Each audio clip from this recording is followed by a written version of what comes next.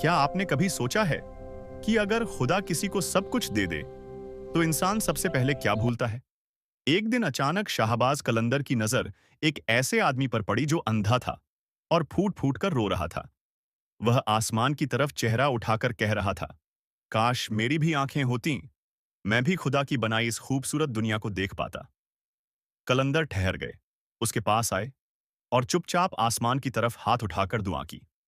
और बस एक पल में अंधे की आंखों में रोशनी लौट आई। कलंदर ने बेहद नरमी से पूछा, अब बताओ, सबसे ज्यादा क्या देखना चाहते हो? वह खुशी से कांपती आवाज में बोला, मुझे ऊंट बहुत पसंद है। हमेशा काफिलों को देखने की तमन्ना थी। कलंदर बोले, तो जरा पीछे मुड़कर देखो। जैसे ही उसने पीछे देखा, उसकी सांसें थम गईं। उसके सामने ऊंटों का अंतहीन काफिला खड़ा था।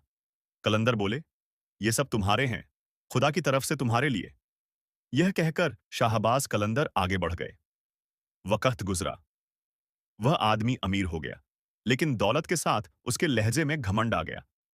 कई साल बाद कलंदर फिर उसके दरवाजे पर आए। बोले, मैं एक मुसाफिर हूं।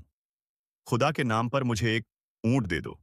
वह हंसते हुए बोला, मेरे पास देने को कुछ नहीं, ये सब मेरी मेहनत का फल है।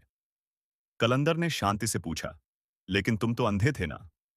वह अकड़कर बोला, नहीं, मैं तो हमेशा से ठीक था।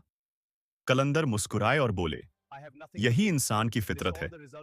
जब उसे दौलत मिलती है तो सबसे पहले वह अपनी औकात भूल जाता है। यह सब सिर्फ तुम्हारा इम्तिहान था। इतना कहकर वह चल पड़े। कुछ देर बाद जब उस आदमी ने पीछे मुड़कर देखा, ना कोई ऊंट था, ना ही कलंदर। बस एक सच्चाई थी जो उसे बहुत देर से समझ आई। नेमत मिलना रहमत है और नेमत भूल जाना सबसे बड़ी सजा।